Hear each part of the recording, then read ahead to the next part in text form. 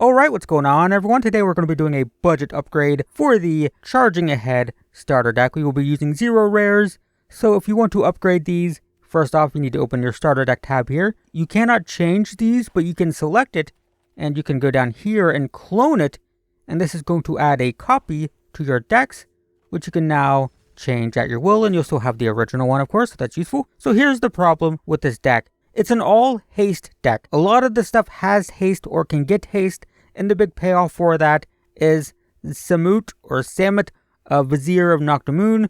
It's really cool. In fact, let me just, before we even get started, let me just show you. I have this deck right here. There is a haste deck built around this. The idea is that you play just a whole bunch of stuff with haste, and this draws cards when you hit the opponent with stuff with haste. The problem is, well, it's a mythic, and this is a 0 rare budget upgrade, so we can't add extra ones, and there's no real payoff for having haste without this. So we're just going to upgrade this, use this as a base for like a Gruul Stompy, Gruul aggro deck, because there's no synergy with all the haste other than one single copy, which we're not going to draw usually, and then stuff with haste that doesn't really like matter that much. So we might as well just jam this with cool Gruul stuff, and remember, common and uncommon Gruul things. So what I recommend doing is going right here and switching this over to standard, because we're not playing alchemy. It's very expensive. The decks are more powerful, and we're much less likely to be able to compete with a starter deck in that format. So let's start taking out these alchemy cards. The first thing we can do is we can take out one of these for a rare that we get in one of the other decks, which is Llanowar, Loam Speaker. This is in, I forget which deck actually, so I'll put it on screen. It's in this deck, so you can get this for free if you unlock that deck. So we'll put one of those, and it's just better. It's sort of better. It's debatable, I guess, because this taps for 1 mana of any color, but the big cool payoff here, if the creature has power 4 or greater, it adds 2 mana instead, which is pretty cool. This only adds 1 of any color, but the benefit is you can tap it and turn a land into a 3/3 with haste actually, and it's still a land. So the idea is that it just gives us an extra attacker in the late game. The other two we're going to replace with the Scrap Gorger. What's the exact name? It is Armored Scrap Gorger. So this is a 2 mana 0/3. It taps for any color, and then when it becomes tapped, we can exile something from a graveyard and it gets an oil counter, and then once it has 3 oil counters, it becomes a 3/3. So once again, it can't add 2 mana, but in the late game, this can become a 3/3 attacker. So we'll take out 2 of these down here, and we'll add 2 of those. Next, we have this Phoenix. When it dies, it gets +2/+2 perpetually, and alchemy stuff. But we have another really powerful rare that we get from another deck, which is Quirion Beastcaller. This is a 2 mana 2/2. Whenever we cast a creature spell, it gets a +1/+1 counter, and then when it dies, it moves its +1/+1 counters to another creature. Perfect for a Gruul creature-based deck, and we get it for free from one of the other decks. Once again, I forget which one. It's the Selesnya one. The Selesnya one is a +1/+1 counters deck, which is Growing Hope. So we get it from that deck. Go unlock that deck, and you'll get one of those for free. Next, we can take out one of these Volcanic Dragons for a Dragon Wing Glider. You're not going to believe this, but this is a rare from one of the other decks. I know it's shocking, so let's compare these. This is a 4/4 flying in haste that costs 6 mana. This makes a 2/2, then equips itself to it because it's got 4 Mirrodin, and then gives the 2/2 +2/+2 flying in haste. So this is a 4/4 flying haste for 6. This is a 4/4 flying haste for 5. And if the creature dies, the equipment stays on the battlefield and can be equipped to something else. So it's just way better. And also, once again, it's free. I have 2 of these, but we cannot spend rares. So we're only going to put 1 in because we get it from one of the other decks for free. The other Volcanic Dragon, we're going to start adding Invasion of Zendikars. This is perfect for a Gruul ramp deck, which this deck is partially a Gruul ramp deck. It had the mana producers, and it was trying to get into these big creatures up here. So this is 4 mana, you search your library for 2 basics, and then if you can deal 3 damage to it, that's it, just 3, it flips into a 4/4 Vigilance Haste again. There we go with our theme, I guess, if you care about sticking to the haste theme, and it taps for mana. So It basically adds 3 mana total between the 2 lands and being able to tap for mana. Also just adds a 4/4 to the battlefield, which is pretty good. This is played in like basically every green-based ramp deck. It's just so good. So we'll get that in. Similarly, we'll take out this Ogre Battle Driver, which is unplayable, for a second one of these. And finally, I think we can take out these 2 Sprouting Goblins for 2 more of these invasions. So it seems like we're doing a bad thing here, right? We have this 2-drop that we're converting to a 4-drop, but, well, first off, we have a ton of 2-drops. You can see by our mana curve here that we're kind of heavy on 2-drops anyway, but this is really a 3-drop because we need to pay the kicker, otherwise it's kind of medium. It can also sacrifice lands to draw cards, which is pretty good, but I'd just rather have 2 invasions because this card is pretty insane. It gets you a ton of mana, and the creature is pretty sturdy on the battlefield. Alright, so now that we've made the deck standard legal, there's a lot of efficiency things we can do. For example, this card's really cool. It's a 3 mana 3/2 haste, and when it attacks, you get to look at the top 6 and just get a dragon. The problem is, well, we have 4 dragons. Technically, we had 6 because we had the 2 volcanic dragons, but even then, that's not enough dragons to really make this worth it. So we're going to take out 1. You're not going to believe this, but we get a rare from another deck. I guess the benefit of playing like a generic Gruul, not super based on a specific synergy, we just get to use all the cool rares from the other decks. But this is a 3 mana 3/3, it has landfall. Whenever a land enters, we add an extra mana, so it's ramp. And then the other ability is, if we trigger that a second time, we get to reveal cards off the top until we hit an elf or an elemental, and put it into our hand. We don't have too many elves or elementals, we have this. But I still think it's better. Just a 3 mana 3/3 that gives us extra mana is better than a 3/2 with haste that very rarely, if ever, is going to get us an actual dragon. And there's not a lot of dragons, by the way, in common and uncommon. Maybe you could put this in a deck for sure. Like there's some cool dragons in standards. Like we get at Sushi, we get Moonveil Ragent's cool. Manaform Hellkite's pretty cool. Shivan Devastator's pretty decent. It's actually pretty good for this deck if you're focusing on haste. So there's some cool dragons, but these are all rare, right? So if we go to common and uncommon, now we're looking at these, and this isn't great. It's already in the deck. This isn't great. It's already in the deck. This is fine, but it's not like exceptional. This is pretty medium. Yeah, it's all just not great. So just not worth it. So we're going to take the other one out for an actual budget card, which is Yavimaya Iconoclast. It's an uncommon. 2 mana 3/2 is pretty good to start with.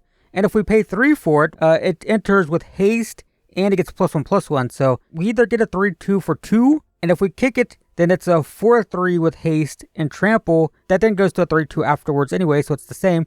So it's just better in every way.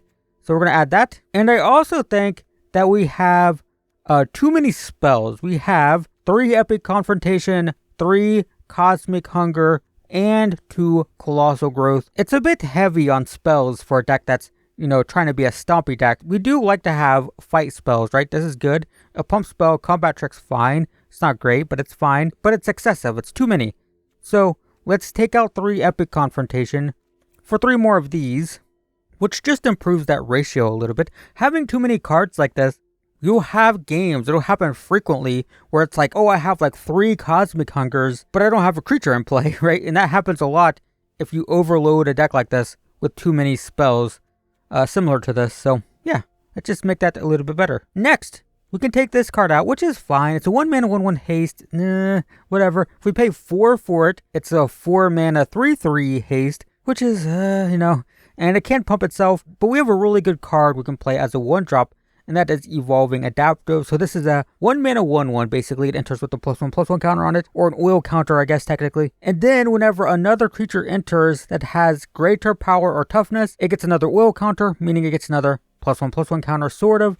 So what this is going to do is, it's going to trigger on even, like this, for example, our mana ramp thing. So we could, like, play this turn 1, play this, get a +1/+1 counter. It's a 2/2. It's technically an oil counter, but you know what I mean. Then we play like a Nissa or something on turn 3, and we get another one. It's a 3/3, so it just grows over the course of the game, which is pretty cool for a 1-drop. All right, so I still don't think this pump spell is very good. I typically don't like pump spells. Like, if I'm going to play a spell, I either want a fight spell or I want something like what Tamiyo's Safekeeping, which is a protection spell. But ideally, I just want my creatures to be bigger in general to start with. So I just don't like this. So I want to take one of these out for an extra evolving adaptive. So we have 4 of those. And I want to take another one out for a third armored scrap gorger. It's just a little bit more consistent now, I think. This card's very good on turn 1. This is a great ramp spell. It also incidentally hates out graveyards. It's not our goal, but it does if the opponent's doing graveyard stuff.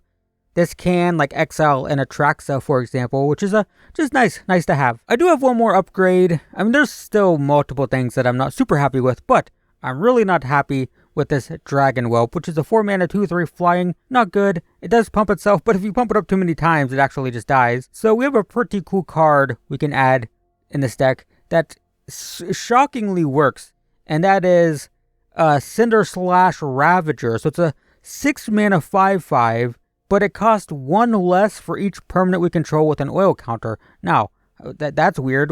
We're not an oil deck, but this adds oil counters. This adds oil counters, this enters with oil counters, and this enters with oil counters. So even though we're not technically an oil deck, we actually do have a lot of oil synergy, and this ends up being a lot of times like a 4 mana or 5 mana 5/5 with vigilance that when it enters, it deals 1 damage to each creature our opponents control, which can sometimes be a pseudo board wipe out a bunch of tokens. Very good against like red aggro, kills their like Phoenix Chicks and stuff like that. So yeah, it ends up being pretty good.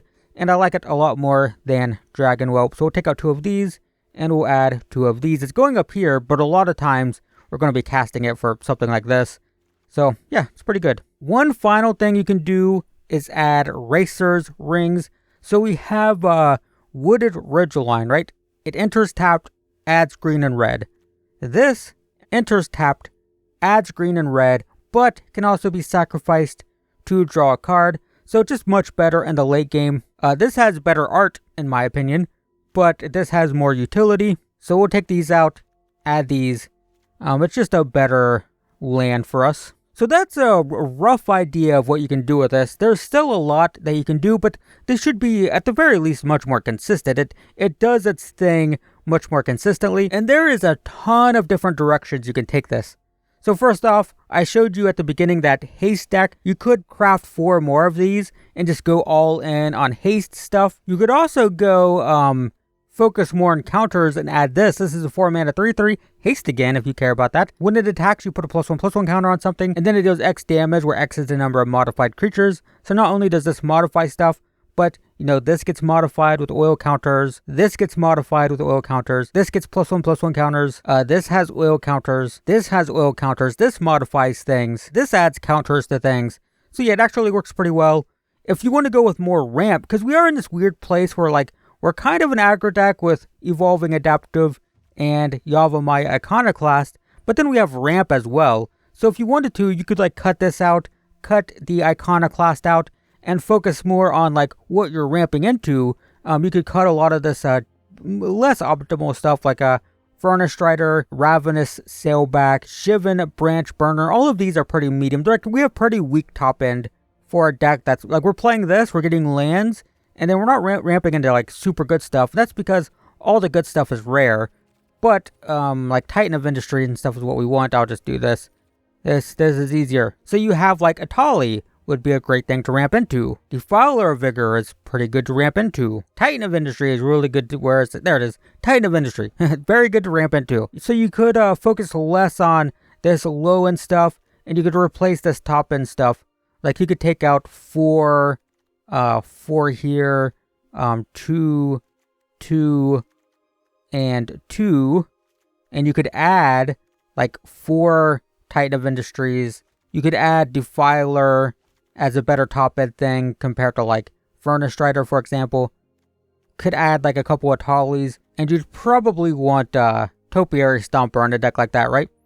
So you could go all in on better top end, more ramp, less of the sort of aggro stuff, and these suboptimal top end things. I could see taking out all of this entire package for just better ramp and more top end, and that would be totally fine, I think. But of course it requires rares. But this is what we have now, and I still think it's pretty good. Why do I have 64 cards? Why do I have 64 cards? What I add? I added something and it didn't get taken out. What happened? Oh, I didn't take out the wooded ridge lines, right? These didn't go out. Okay, I was confused. Anyway, that's the deck now. I will leave a link in the description so you can just copy paste it. Again, it's all commons and uncommons, so no big deal. I still think the deck is a little bit lacking in direction. We're kind of like a generic, we have cool stuff, but we could definitely still shift it in some different directions, kind of depending on what you want to go into with all this top end stuff like I mentioned. But overall, should be much more powerful. Definitely give it a try. Let me know how it goes. Thanks for watching, and I will see you in the next one.